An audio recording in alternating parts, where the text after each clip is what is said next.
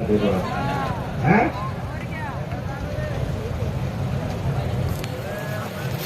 साथियों राम राम और नमस्कार। और मंच पर विराजमान अनशनकारी साथी, उनके लिए एक बार तालियां बजा दो साथियों।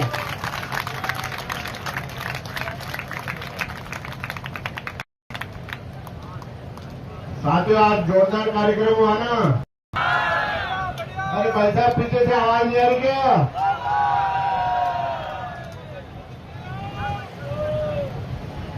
लेकिन एक गलत बात है साथियों, जिस टीम का जो नेतृत्व कर रहा है उसकी बात को मानना चाहिए आप लोगों को। वहां जाने के बाद वे सब नेता बन जाते हैं। अरे मानते हैं आप सब राज सिंह हो, लेकिन वहां जिसको नेतृत्व में कहा गया है कि भाई ये जैसा कहे वैसा करना चाहिए आप।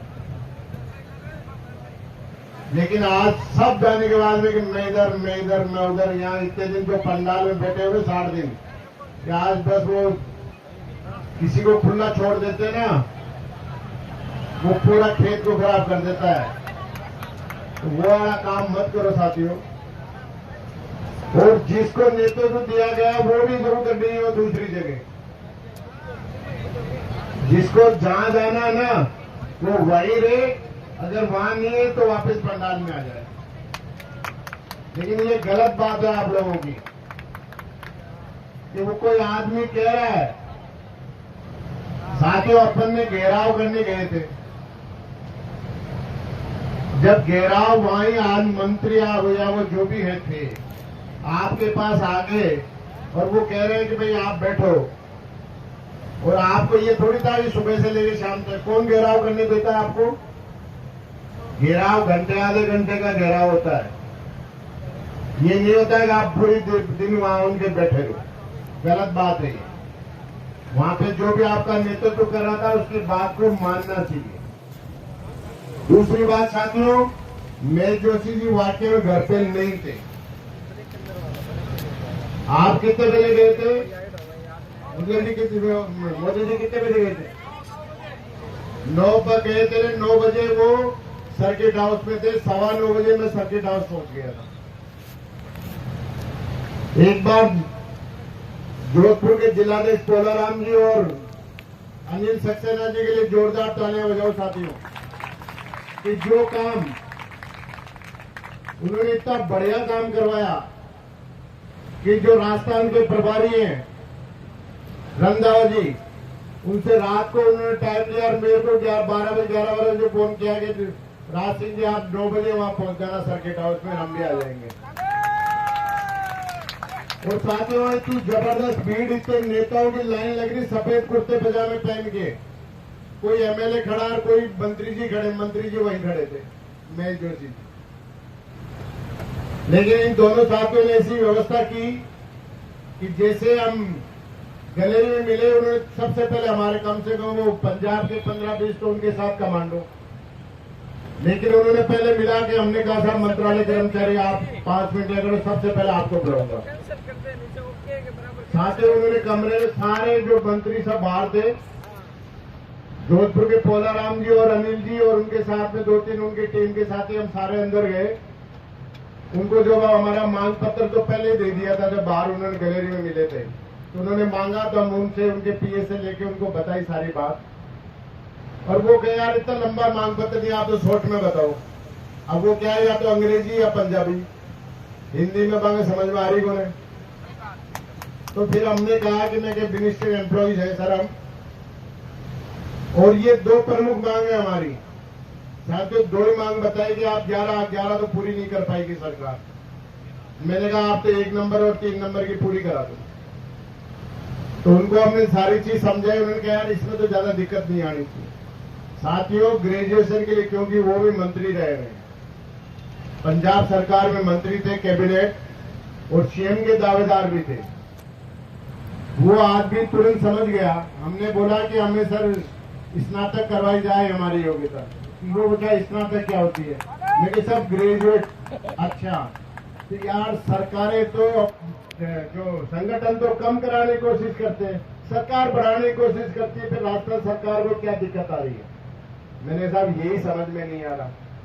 सरकारें बढ़ाना चाहती है, संगठन कम कराना चाहते हैं। ये हम जो मंत्रालय कर्मचारी संगठन है वो ग्रेजुएशन करवाना चाहता है, सरकार हमारी बढ़ाना नहीं चाहती। सरकारें जो ग्रामीण परिवेश में जो रहते हैं, जिनसे बातचीत करते हैं, उनकी योग्यता तो स्नातक कर रखी है। जिनके साथ आईएएस के साथ बैठकर, आरएस के साथ जो बैठ के काम करने वाला कर्मचारी है, उसकी योग्यता इन्होंने 12वीं कर रखी है। कितना अनजस्टिस हो रहा, अन्याय हो रहा साहब। मैंने उन्हें कहा कि हमारे साथ कितना बड़ा अन्याय हो रहा है। उन्होंने कहा कि मैं अभी इसको आज, हमने कहा सर हम 60 दिन से बैठे कि यार आप मेरे पास तो आज पहली बार आए हो, कभी आए नहीं पहले। मैंने कहा ये गलती होगी साहब हमारे अनशनकारी बैठे। पहले हमने 5 दिन किया, मंत्री जी ने हमारा अनशन छुड़वाया, फिर अब 15 आदमी बैठे। उन्होंने कहा मुझे 1 दिन का समय दे दो, मैं आपका ये काम जरूर करूंगा। बिल्कुल पॉजिटिव सोच के थे।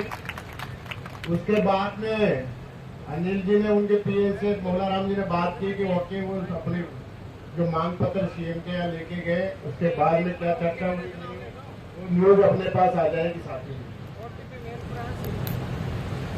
इसलिए आप एकता बना के रखो साथियों। 60 दिन की मेहनत, 70 दिन की मेहनत अपनी खराब नहीं होनी चाहिए। क्यों खराब करोगे क्या? इसलिए आज ये सोचो आप सारे चैनल वाले, मैंने को जैसे पता लगा कि इस तरह की हरकत हो रही, मैंने सारे चैनल वालों को फोन किया, सारे चैनल वाले वहां पहुंच गए। आपकी न्यूज साथियों, रात को 2-2:30 बजे तक मेरे पास सिपराबाद थाने के इंचार्ज का फोन गया कि यार राज सिंह जी कितने आदमी जा रहे हैं। कंटिन्यू रात को सोने नहीं दे रहे। सुबह 5 बजे फिर चालू हो गया, रात को आपके लिए जागता लग गया वहां पर। मैंने कहा 50 आदमी से ज्यादा नहीं जा रहे। 50-50 आदमी तो वैसे ही मंत्रियों के 100-200 तो वैसे ही घुस जाते हैं, लेकिन माने नहीं साथियों। पूरी रात में परेशान, सुबह तक उनका फोन। फिर उसके बाद में जब मुझे मालूम चला कि सिपरापत के एसआई इंचार्ज साहब को फोन किया कि आपसे आईपीएस है डीसीपी गोयल साहब है, योगेश गोयल जी, वो बात करना चाह रहे हैं। लेकिन चलो बात कराओ। मेरे को मोदी जी ने बता दिया था कि इस तरह से महिलाओं को लेकर गाड़ी में लेके जा रहे हैं। मेरा भी आपा हो गया। मैंने कहा हम कोई आतंकवादी है क्या कि जो आप इस बदतमीजी से लेकर हमारे को गाड़ी में बैठा के लेके जा रहे हो? मैं क्या अभी तक कहाँ गाड़ी पहुंची है आपको? आप लोगों को शर्म आनी चाहिए। मैंने कहा लेके जाते आप थोड़ी सी दूरी पे छोड़ देते हमारे को, आप उसको लेके जाओगे हरमाड़ा, उसके आगे किन्ने राज सिंह जी, मैं अभी बोलता हूँ गाड़ी वालों को, और अभी जहाँ भी है ना, और मैंने कहा साहब वापसी में वो इतनी दूर कहाँ से पैदल आएंगी महिलाएं? आपको सोचने का ये बिंदु है कि हम 60 दिन से शांति से बैठे हैं। आपने हमारे शांति देखी वहां पर कि नहीं? बिल्कुल शांति से। कि आपको मिलना था तो 5 आदमी को, 5 आदमी मिलने से कौन देखता है कि यार आप एसएचओ को सस्पेंड करा देते। मैंने कहा हम कहीं सस्पेंड कराना नहीं चाहते। तो साथ ही उसने बात की, उसने वहां रखवाई, लेकिन जब तक गाड़ी सब साथियों को उतार चुकी थी, दोबारा मैंने उनसे बात की कि इस तरीके की बातें आगे नहीं होगी। मैं कोशिश करता हूँ वापिस उनको पंडाल में भिजवाने। ये उन्होंने योगेश गोयल जी ने मेरे को फोन करके कहा। तो साथियों थोड़ा सा जो आपके जो नेतृत्व कर रहा है उसमें विश्वास करो। सब नेता मत बनो, हाँ उल्लड़ से काम निकले, हाँ नारेबाजी करो, सब कुछ करो, लेकिन ज्यादा इतना भी मत करो कि अपन को लट फटंगा करने की कहीं आवश्यकता नहीं है। आज पूरा हाईलाइट हो रखा अपने सारे चैनल, सारे पूरे राजस्थान में खबर चल रही है। और मैं खासकर उन साथियों को, आप मेरी बात गौर करें, मैंने कम से कम 3-4 बार कह दिया जिले के साथियों को, अरे कोई इतने मरे हुए के जिले के कर्मचारी, कहीं न कहीं तो लाइजिंग होगा आपके उस एमएलए से जो कांग्रेस का एमएलए बना हुआ है जिले में।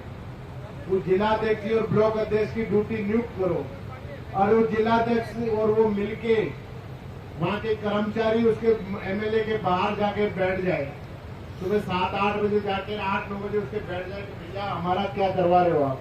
हमारे सामने principal secretary finance Akhil Arora जी को फोन करो, तुरंत एमएलए का फोन उठाएगा। देवाराम जी से बात करो कि हमने गुनाह कर दिया क्या? 60 दिन से यहाँ बैठे हैं, आप हमारे हाल चाल नहीं पूछ रहे हो, क्या हाल है क्या नहीं है। उस आंधी तूफान में हम बैठे हैं, तो आप लोगों को शर्म नहीं आती है? साफ शब्दों में कहो कि वोट किससे लोगे? जिस क्षेत्र के आप रहने वाले उनसे पूछो। मैंने सबको कह रखा है, सबको आजादी दे रखी, जिसकी जानकारी जहां उससे बात करो। और अब वोट की बात करो, कहीं डरने की आवश्यकता नहीं है कि आपको वोट कौन देगा, मंत्रालय कर्मचारी तो नहीं देगा। साफ शब्दों में कहो उसको। उसके दिमाग में ये बातें अगर साल 2 साल पहले कहते ना, पर जब तो बात अलग थी। अब हर एमएलए को और हर मंत्री को वोट दिखने लग गया। रात को सोते हुए भी वोट दिखता है कि मुझे मिलेगा कि नहीं मिलेगा। ये पक्की बात है साथियों।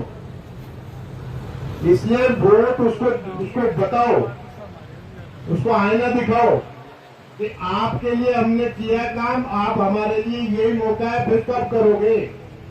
उस एमएलए से बात करो। मैंने कम से कम 3-4 में भाषण में कह दिया कि जिला का अध्यक्ष जी, ब्लॉक अध्यक्ष जी, हर एमएलए उनका जानकार होता है। जयपुर का हम जयपुर के साथ ही मिलकर करेंगे, बाहर के साथी आप बाहर के मिलके उस एमएलए से आपके सामने वहां बैठ जाओ, नहीं आए जब तक।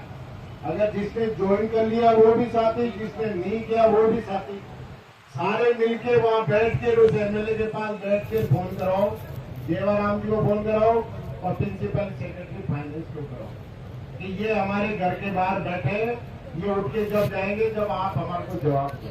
तो साथियों तैयार हो क्या? साथी तैयार नहीं है एमएलए से बात करने के लिए।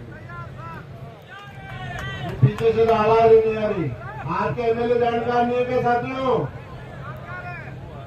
यार एक बार बताओ, किसी रिश्तेदार के ट्रांसफर के लिए, डिजाइन के लिए तो जाते हो ना? तो फिर ये तो अपना खुद का काम है, अपना खुद का काम मानो इसको। क्यों मानोगे क्या? मान के कराओ, उसको फोन कराओ। ये सरकार अपने आप मान जाएगी साथियों। आज जो काम किया ना, कल भी वही काम होगा साथियों, लेकिन आज थोड़ा तरीके से करना चाहिए। एक साथ इकट्ठे मत होना। डोटासरा जी और प्रताप सिंह जी के जाना और जयपुर के साथ ही जाएंगे। और डोटासरा जी के जो सीकर के साथी है ना, वो भुवनेश जी को जिम्मेदारी देते हैं। अगर वो सुबह जल्दी मिल जाए, हो सकता है उनका आज देख लेंगे, क्योंकि कल मुख्यमंत्री जी सीकर और वहां पे जा रहे हैं, सीकर और झुंझुनू, सीकर और झुंझुनू के जिले के उसमें जा रहे हैं 2-3 जगह। एक कोटपुतली में भी उनकी सभा है, तो कल उनका पूछ लेंगे। लेकिन जयपुर के साथ एक 2-2 करके उनके मकान में घुस जाओ और वहां इकट्ठे हो जाओ। फिर कोई नहीं निकाल पाएगा, फिर आप बात करके आओगे आराम से, तब रहेगा। इससे ज्यादा आप उनको ढिंढोरा नहीं पीटना। और मीडिया को मैं वहां भेज दूंगा, वहां आराम से नारेबाजी करो। बाबू एकता जिंदाबाद, बाबू बाबू भाई भाई, ये नारे लगाओ। और किसी के नारे की जरूरत नहीं है, अपने खुद के नारे लगाओ। वहां मंत्री जी के नारे मत लगाओ, किसी के नारे लगाने की जरूरत नहीं है। तो जयपुर के जो साथी है ना, मोदी जी और मुद्गल जी, दोनों के में जाएंगे। और भुवनेश जी कल अभी बात कर लेंगे। अगर वो होंगे ना, तो आप लक्ष्मणगढ़ के साथियों को बुलाओ और वहां पे उनको वहां भेजो और आपके नेतृत्व में जाएंगे। तो साथियों कल के लिए तैयार हो ना?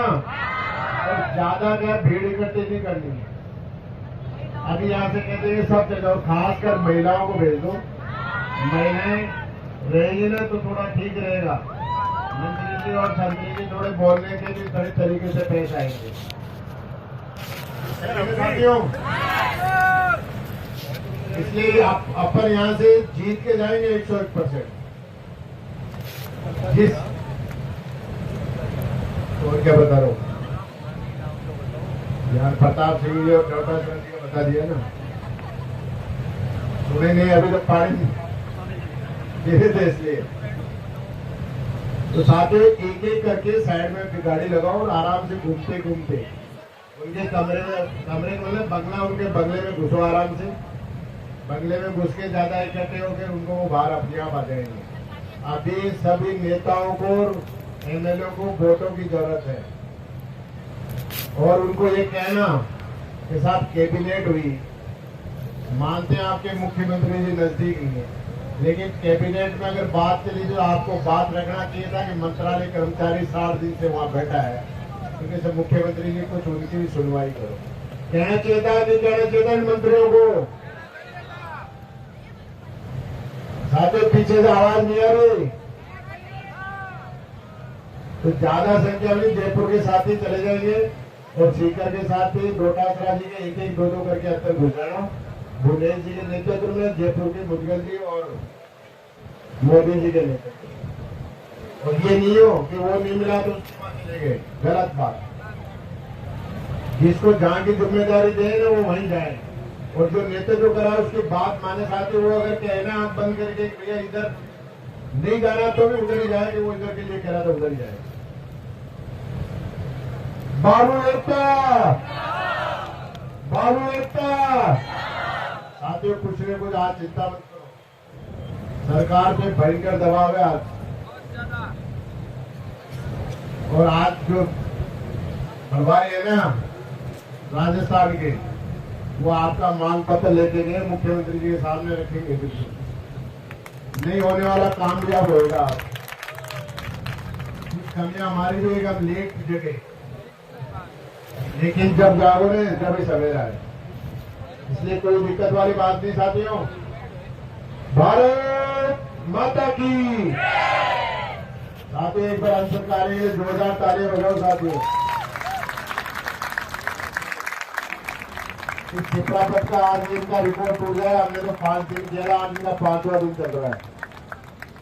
रिकॉर्ड तोड़ने जा रहे हैं, एक बार तालियां जोर से बताओ साथियों।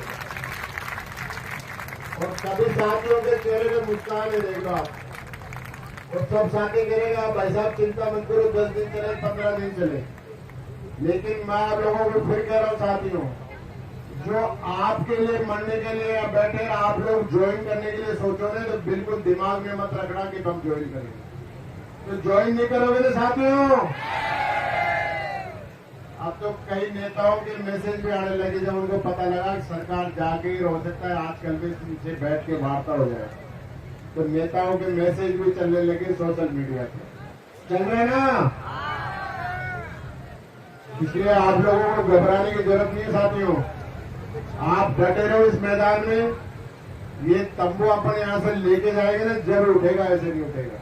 तैयार हो ना? भारत माता की। ताकि आवाज जोर से, आवाज नारा बुलंदी से लगना चाहिए। आपसे ज्यादा तो ये मंच पर बैठे हैं ना, उनकी आवाज आ रही है, और ये हमारे सामने 10-12 बहने बेटे, उनकी आवाज जोर से आ रही है। बताओ भारत माता की। ऐसे आवाज लगाया करो, सामने पुलिस वालों को पता चलेगा बाबू अभी तक थका नहीं है, और बाबू थकेगा भी नहीं। मैंने उन्हें कह दिया वृंदावन में कि हमारा कार्यक्रम अगर नहीं माने ना तो ये आचार संहिता तक चलेगा। तो कहा नहीं यार, इतना नहीं, आपको जल्दी नहीं बिठवाते, जल्दी करवाते हैं। तो आप विश्वास रखो। अपने मंच से एक बात और कह रहा हूं साथियों, मंच से मैं शुरू से कह रहा हूं, किसी की बुराई मत करो। जो दे उसका भी भला, जो नहीं दे ना उसका भी भला। सब कुछ ऊपर वाला देख रहा है, उसका फल ऊपर वाला ही दे देगा। अपन को कहने की जरूरत नहीं है। कौन कौन क्या क्या कर रहा है सबको पता है, लेकिन अपने यहाँ से मंच से कहेंगे अच्छा नहीं लगेगा। तो किसी की बुराई मत करो।